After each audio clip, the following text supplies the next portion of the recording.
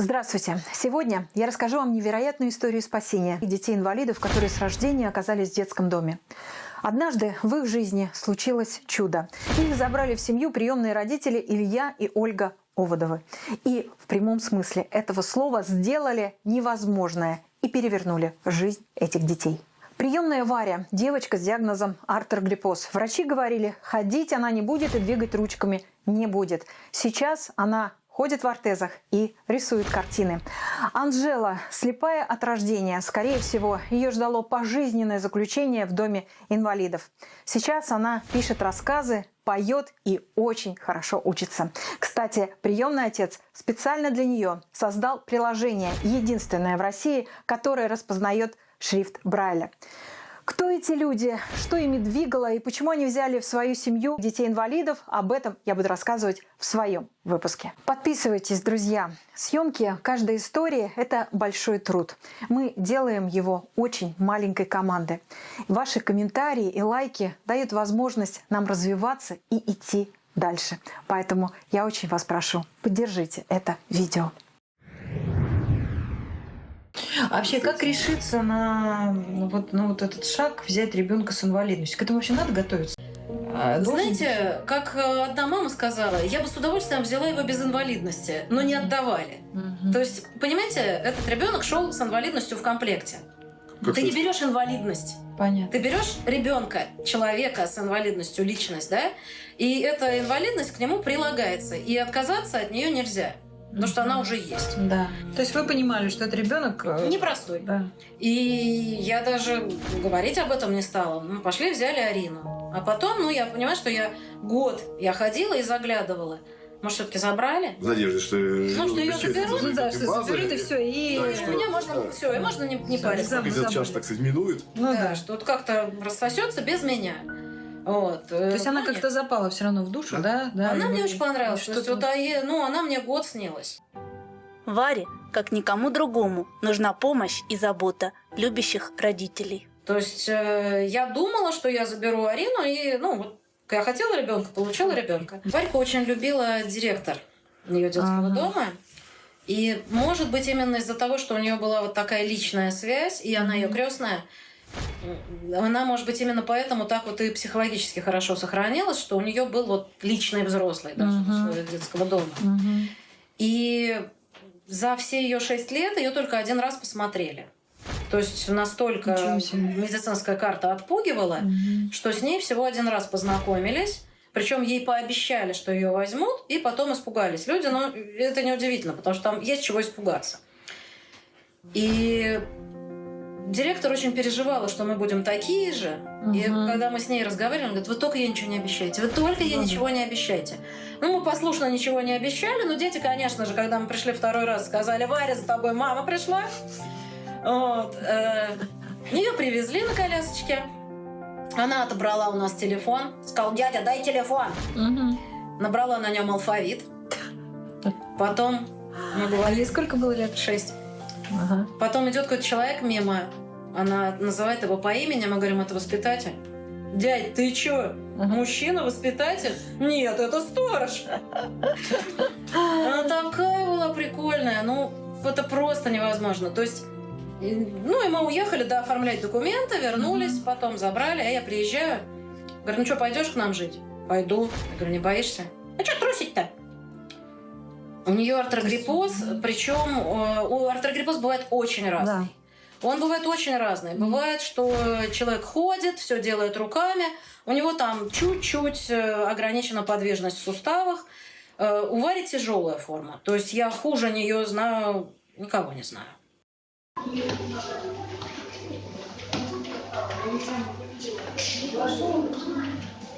Отечественная коляска Kinesis. Очень классная, очень легкая, очень маневренная. И к ней еще отдельно пристегивается вот этот руль. Не отстегивай. Я не собиралась. Я просто показываю. Да. То есть руль отдельно. Он весит 5 килограммов и превращает коляску в электрическую. В отличие от электроколяски, которая весит 70 килограмм, которую ты даже я ее даже в машину не смогу положить.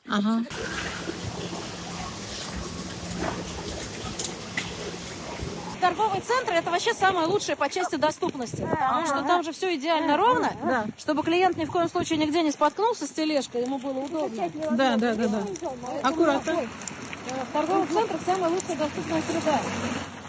И да, Варька может поехать сама в магазин, она вешает пакетик на руль. И, ну, просто там ей помогают, например, с полки снять, положить. Да, там каску, да, она ходит в магазин иногда. Она сама ест, она сама делает уроки и чистит зубы. Ну, И печет блины зубами. Кто отвечать-то будет? Мне кажется, что, в общем, только очень неадекватные врачи говорят. Ну, она, конечно, совершенно не самостоятельная. То есть я притащила себе проблем на всю оставшуюся жизнь, и я была так довольна, так счастлива. Но вот Варю мы привезли, и вот как будто она тут была всегда. Вот. Ни секунды, никакой вообще там какой-то адаптации. Она вообще по характеру такая жизнерадостная, так поняла, да? То есть оптимистка. Абсолютно. Но она боец. Она боец. Да, Ей, боец, конечно, она очень боец. тяжело сейчас. Ну вот и сейчас такой вот возраст, когда сколько сейчас? 14. Ты учишься в 7 классе. Да. Да? Варя, расскажи, пожалуйста, в какой школе ты обучаешься? То есть это простая школа или, ну, то есть Нет, ну, это обычная? такая смешанная школа, может быть. То есть там есть и обычные люди, и такие, как я. Как оборудовано все пространство в школе? Вот это очень интересно. Просто в обычных школах, ну, практически во всех этого нет. То есть расскажи, есть ли там, не знаю, пандусы, вот Да, все прям. там есть подробно. пандус на каждую лестницу, вот, чтобы люди могли уехать туда-сюда. Что-то такое, да. Вот посмотрите, в этом доме все оборудовано специально для детей с ограниченными возможностями. Вот пандус, по которому Варя совершенно спокойно передвигается и попадает в дом. Его сделал папа Илья. Каких успехов добились с Варей? То есть вот какой вы ее взяли и какая она сейчас? С точки зрения основного заболевания, то, что она не ходит, самое главное достижение, конечно, то, что она ходить сейчас начала. Но как не так, как вот мы Да. ходим. Она ходить может только в специальных аппаратах на ноги. И только в перевалку. И сейчас вообще в последнее время только вот небольшие отрезки может пройти. Но, по крайней мере, вот по комнате, по дому она может перемещаться. Ее не надо носить. Это уже огромное достижение. Это результат и вашего труда, и, я так понимаю, несколько операций было сделано. Да, было несколько операций. И вот ортезирование, конечно, это очень важно, потому что без ортезов она беспомощна абсолютно. И сейчас она, ну, то есть, мне кажется, она совершенно полноценный член нашего общества. Где-то помогаем, где-то тренируем ее обходиться самостоятельно. То есть она, например, сама портфель собирает зубами. То есть она не может руками положить учебники в портфель. Она вешает портфель на спинку стула и зубами туда закидывает. Ну, я сказала библиотекарю, что лучше мы оплатим комплект учебников, чем я буду каждый раз ходить и ей помогать. Потому что это редкая такая... это одна из немногих вещей, которые она может сделать самостоятельно. Поэтому у нее все учебники покусанные. Ну, так есть. Но мне кажется, вот в принципе, все для жизни создано в семье для нее. То есть, школа прекрасная, да, с ассистентом, там, я не знаю, с пандусами. Ни в одной школе, мне кажется, у нас в Москве нет пандусов. Ну, есть, конечно, но за редким исключением. А у вас тут просто какая-то уникальная школа и прям под боком. А что это за школа, Оля? Она раньше называлась школа надомного обучения, а потом ее, как водится, в Москве присоединили в большой конгломерат. И она сейчас считается как бы обычная школа, но при этом там бережное отношение к детям и условия есть. То есть там действительно есть пандусы и все необходимое. А ассистент, в принципе, в любой школе полагается. Вы идите на ПМПК и оформляйте. Да? Конечно. Ну, это закон, и он выполняется. Вы идете с ребенком на ПМПК. Что такое ПМПК, скажите? Психолого-медико-педагогическая комиссия. Комиссия определяет, что нужно ребенку. Да. Заключение ПМПК обязательно к выполнению школой. То есть, если вам что-то прописали, что вам не нравится, например, вам кажется, что у вас ребенок тянет нормальную школу, а его в умственно отсталую отправляют, вы, как родитель, имеете право не выполнять это. Но если там написано, что ребенку нужно создать такие условия, школа обязана их создать. То есть это закон. Этим просто надо знать и этим пользоваться. Вы думали о будущем, Варя? Вот как вы предполагаете, там, куда она пойдет работать? Ну, по последней версии, она будет учиться на психолога. Технически у нее нет никаких ограничений. Для этого разговаривать она может. Ага. Она может или приглашать к себе, или онлайн. Сейчас очень многие работают. И сейчас она усердно учит биологию, то, что биологию нужно будет сдавать. Ну и так примерно знакомиться с этой профессией. Дальше посмотрим, она еще маленькая, еще можно передумать. Папа с тобой говорил. Я такая, хоба, а потом делать хоба и... Друзья, совсем скоро наступает долгожданный и любимый всеми праздник Новый год. И как всегда, в это время мы задумываемся, что же подарить своим родным и близким. У меня для вас есть отличная идея для подарков. На Wildberries появился новый бренд одежды ForMates. В нем представлены костюмы женские, мужские разных расцветок, худи, свитшоты, штаны. Это одежда, в которой будет комфортно и уютно каждому. Каждый комплект красиво упакован. Его можно перевязать ленточкой и подарить на Новый год. Ссылку оставляю в описании. Дорогие мои, с наступающим вас Новым годом! Ой, Котя, Катаван, ты приди-ка, Котя, к нам на один на часок, на один вечерок. Наша программа продолжается и продолжает ее история слепой девочки Анжелы, которой очень хочет помочь Диана Гурцкая. Диана Гурцкая просит помощи для слепой девочки. С Анжелой мы познакомились в Москве на концерте, посвященном Дню белой трости. Этого ребенка сразу полюбили все. У маленькой Анжелы удивительная улыбка, солнечная и очень задорная. Вот такая она и по характеру, подвижная и общительная. Смело заходит в класс, не теряется, с радостью выполняет задания учителя. Здоровых возьмут и без нас. Опорника еще одного нам не потянуть. С одним ты не знаешь, как выйти из дома. Ну вот, это как раз удобно. Так. Ну, в тот момент, когда я это придумала, мы еще лечили Варю после этого долго. Ну, и пока лечили, мы, конечно, ничем не занимались, потому что там лечили, это мы, считай, год в гипсе были. Ой.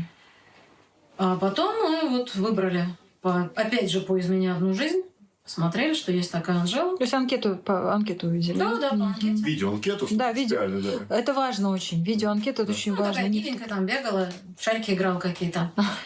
Познакомились, забрали все как обычно. Да. Но с ней оказалось все слишком непросто. То есть она год не давала себя обнять нам, но зато любой курьер сразу становился ее лучшим другом. Там, а можно я лампочки посмотрю? А лампочки посмотреть, это не то, что ей нужны эти лампочки, они тут горят и не нужны ей совершенно. А это повод, чтобы ее взяли на руки и подняли к лампочкам. То есть любой посторонний человек это сразу лучший друг, а родители, она нас не подпускала к себе. Расстройство привязанности, да? Прям вот все как по учебнику. Расстройство привязанности, все и травма. Она убеждена, что она плохая, что отказались от нее, потому что она плохая, что она во всем, что с ней происходило, виновата во всех своих несчастьях. А в каком возрасте ее оставили? Да, прям с рождения. С рождения. Ну, написано, что в 2 месяца, но я думаю, что до 2 месяцев она была не дома, а в больнице, потому что она родилась глубоко недоношенной, и никто ее с килограммом веса наверняка не выписывал. Ну да. Просто я думаю, что ее из больницы в дом ребенка-то и перевезли. А забрали вы ее в каком? Забирали мы в почти 9, да? То есть 9 лет она пробыла в детском доме? Да. Да, 9 лет. Огромный срок. И она очень тяжело все это пережила. То есть она очень ждала, что за ней придет мама. Мама не приходила.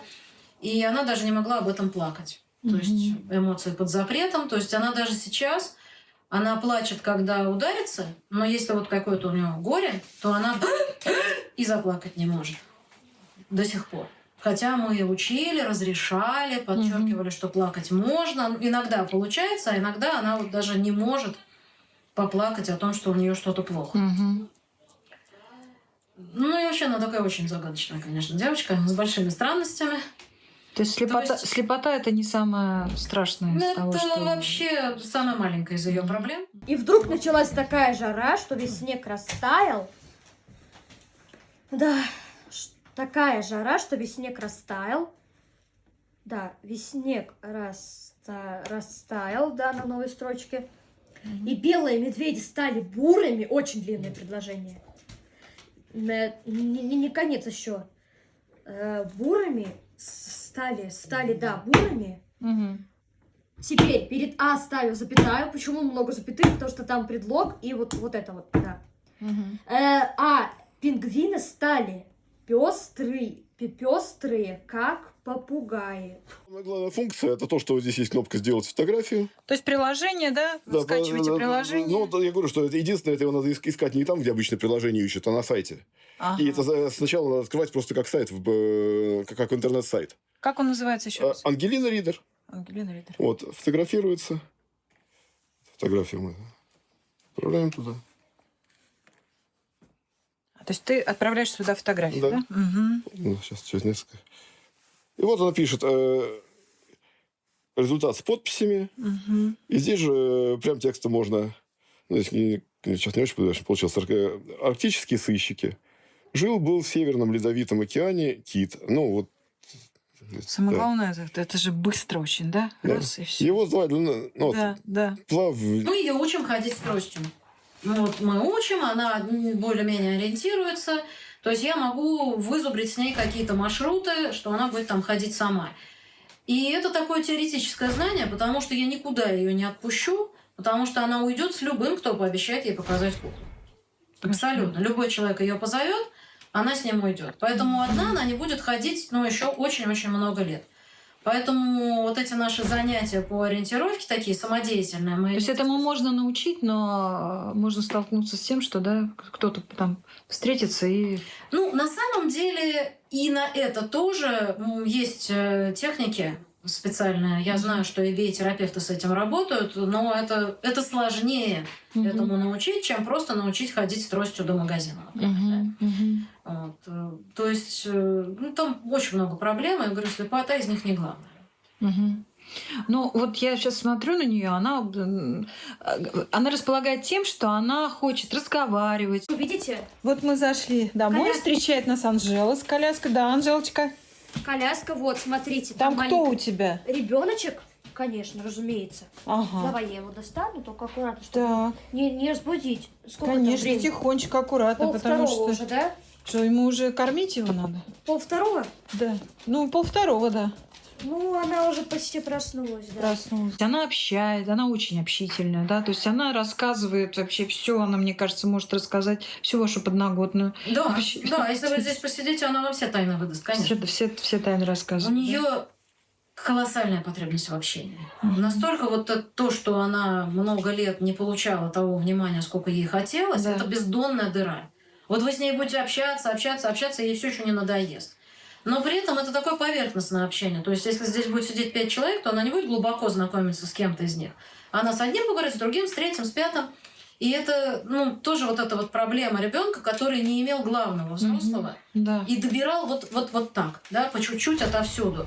Здесь, чтобы на тебя внимание обратили, здесь. И это ненормально совершенно. Это перекос. Это то, что очень долго и трудно исправляется. И будет ли это исправлено когда-то вообще, я не знаю. Но вы чувствуете все равно какие-то изменения? Вот, за это время там вы взяли ее в 9, получается, да? 4 года почти.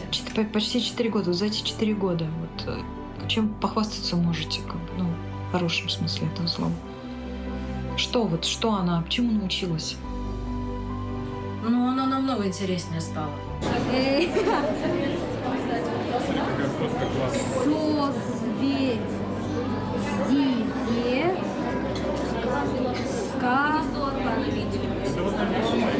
Ура, созвездие ската! То есть у нее зацикленность вот на этих ее куклах, которых она называла младенцами. Она много чему научилась, понимаете? Она когда их привезла, знаете, как она их лупила, этих кукол?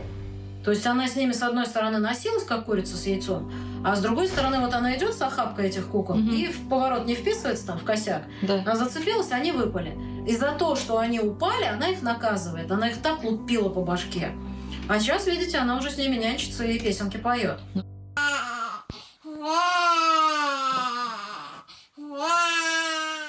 все дети на домашнем обучении? Или кто учится в школе, а кто на домашнем обучении? Оль? Как у вас это все У распределяется? нас все по-разному и в разное время. То есть у нас почти все дети хотя бы немного поперебывали на домашнем обучении. Давайте правильно говорить, на семейном. На семейном. Да, да, у нас все дети хотя бы понемногу были на семейном обучении. Нет, не все, Не все. некоторые, ну, большинство. В общем, мы... Все всегда задают вопрос, как будут дети социализироваться? Это же невозможно. Дети все время сидят дома, видят только одних родителей. Ну вот, поскольку Варя у нас не может пойти и самостоятельно социализироваться, сесть в автобус и поехать к подружке в гости, поэтому Варя у нас ходит в школу. Хотя она как раз по закону имеет право, чтобы к ней учителя домой приходили. Да. И вообще было бы очень удобно. Мы бы сидели как короли, а сюда бы учителя ходили. Арина, Арина полгода посидела, ну, чуть больше полугода посидела на домашнем образовании и сказала, что ей социализации мало. Хотя она гуляла и общалась. То есть ей хотелось общества со всем, кем хочешь. Она очень компанейская. Да. Ей Ну, да. важно было. Хотя на учебе это было лучше. Но ей вот эти скандалы, интриги, расследования, это вот прям ей очень важно. Она убежала обратно в школу. То есть вы исходили из потребностей детей, да? Кстати, интересно, что эти полгода или сколько около того Полгода она училась. очень ее изменили. То есть вот этот опыт, что, оказывается, можно в какой-то степени быть в жизни плыть не только по течению, не знаю, или как-то по-другому. Но, короче говоря, то, как она уходила из школы, и то, как она туда пришла, с пониманием того, что это был ее выбор, и ее сюда, так сказать, пинком никто не загонял, Да. сделала, в общем-то, ее другим человеком, на мой взгляд. О, это замечательно. Она очень повзрослела, да. Оль, семейное обучение, это значит, все предметы преподаете вы? Нет, конечно. А как? Вот объясните, что это? Ну, хотя бы кратко. Так. Ну, они у меня в основном сидят на интернет-уроке. То есть там есть видео лекции, они их смотрят, выполняют домашние задания. Ну, по математике я, по остальным предметам либо сами, либо репетитор, если предмет сложный. Оль, но при всем при этом вы успеваете еще работать. Как бешеный. Что у вас за какие-то все время бесконечные проекты? Я за вами наблюдаю в социальных сетях. Вы все время что-то придумываете. Я думаю, господи, откуда же у этой женщины столько сил? Просто, когда появляются такие дети, ты понимаешь, что если ты не найдешь чего-то для себя, Точно. то можешь... просто, съедешь кукухой. То есть я очень хотела работать и как-то развиваться вот в том, что я делала. А с другой стороны, ну, вот у меня постоянно голодала вот эта идея, что вот я хочу взять этого ребенка. И я очень много про это думала, что вот направо идти или налево идти, и потому что жалко ребенка, и так хочется своей жизни какой-то. И я решила, что ладно, бог с ней, с жизнью. Тут целый живой, теплый ребенок. Как-нибудь разберемся. Почему люди боятся брать этих детей? Ну, думают, что жизнь заканчивается, наверное. Вот. Что ты будешь такой сидеть дома, у тебя будет на кровати лежать Ребенок, да. и постановать. Так и думают. Да, то есть Я именно не такое знаю. представление. Я не знаю, инвалидность инвалидностью тоже рознь, да, если у ребенка, например, все время все болит, да, то, наверное, это хуже. Но в нашем случае у детей ничего не болит, они просто такие, какие есть. И мы, во-первых, очень много работаем, во-вторых, мы путешествуем, например, вы хотите картинки, посмотрите. Они у нас на горных лыжах катаются все, включая вот эти вот группы. Да вы что, и Варя тоже, что ли? И Варя. Ничего себе! Есть замечательная программа такая «Лыжи мечты». Раньше она была «Лыжи мечты», сейчас называется «Лига мечты», потому что у них кроме лыж там уже и всякий другой спорт тоже появился. Это люди, которые занимаются с инвалидами разными видами спорта. Например, ставят их на лыжи. Ну, по мере возможности, Я даже не знала, естественно. Вот, и в частности, курорт Роза Хутор предоставляет гранты на то, чтобы этим еще можно было бесплатно заниматься. И мы вот благодаря То есть вы получили грант? Роза Хутора уже... 4 года. Да, уже не... 4-й сезон мы катали. 4 сезона мы по неделе можем поехать в Сочи, и там вот с ними по часу в день тренер занимается. И Анжела проезжала в этом году 6-километровую трассу. 8. Ничего себе. Ничего себе. Вот. Я никогда не пробовала. Варя тоже там по 1,5 часа катается на лыжах, но она такие длинные трассы не катает, но тем не менее. Ребят, вы разрываете вообще шаблон, вообще стереотипы. В смысле, лыжи мечты не мы придумали, это Белоголовцева придумали, насадили. Вообще лыжи мечты есть по всей стране. На каждой малюсенькой горке есть по тренеру, который у них обучился. люди должны отдавать себе отчет, что будет вот такая жизнь. Не, Что вы не будете обязательно. трудиться там Ну, 24 слушайте, часа. ну не всех лыжи. Не обязательно всем нужны лыжи. Ну, любому ребенку с ограниченными возможностями нужно. Вот это очень большая опасность, понимаете?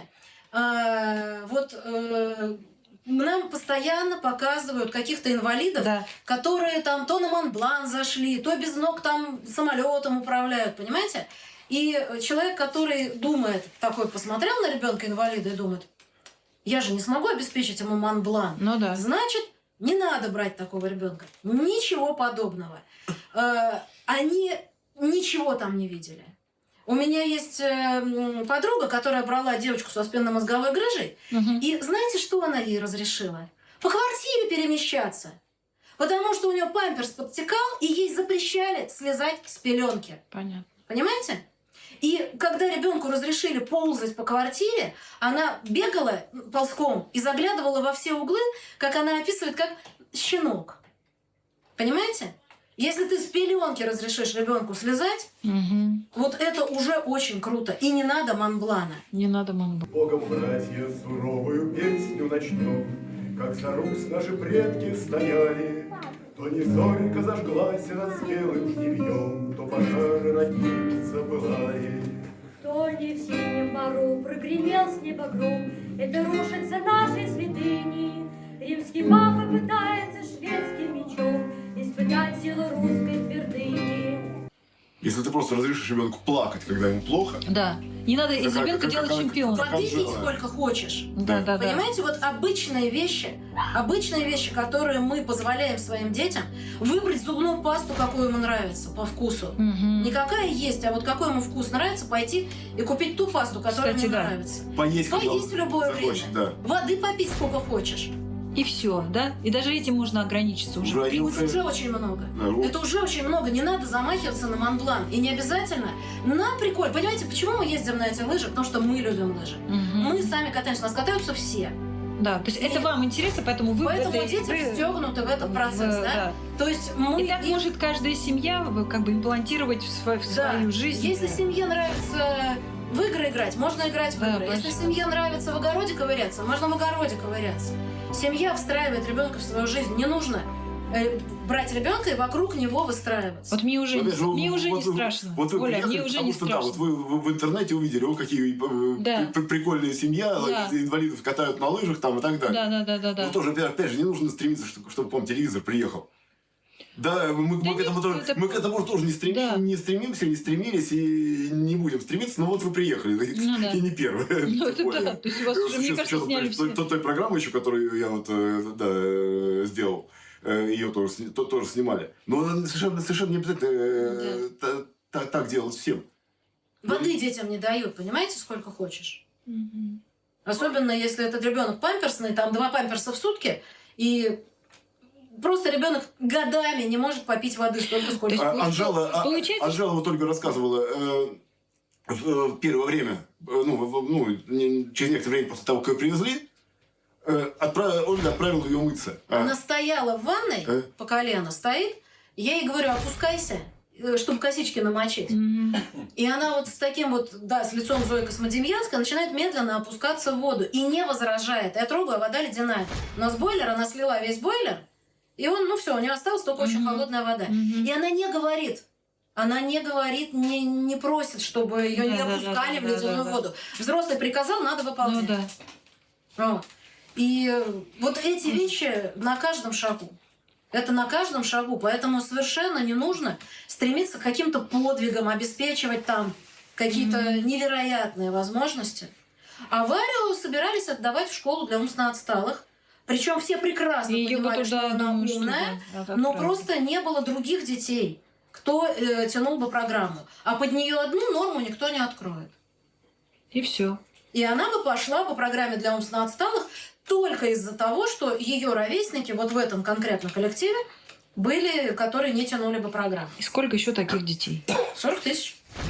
Который год уже в который раз опять в любви друг другу признаемся, ведь этот огонек чудесный не погас. В В конце этой истории я хотела бы сказать, если вы решили стать приемными родителями, то вы должны реально оценить свои силы, поговорить с психологами, пообщаться с другими приемными родителями. Это все нужно сделать для того, чтобы в будущем избежать возвратов детей в детские дома. Кстати, именно на эту тему в ближайшее время я буду снимать документальный фильм, который так и будет называться «Возвраты». Сбор средств на этот фильм я осуществляю на платформе Boomstarter. Если вы хотите принять участие в сборе денег на этот фильм, то переходите по ссылке в описании. Спасибо, дорогие, что досмотрели это видео до конца. Подписывайтесь на мой канал и оставайтесь такими же неравнодушными.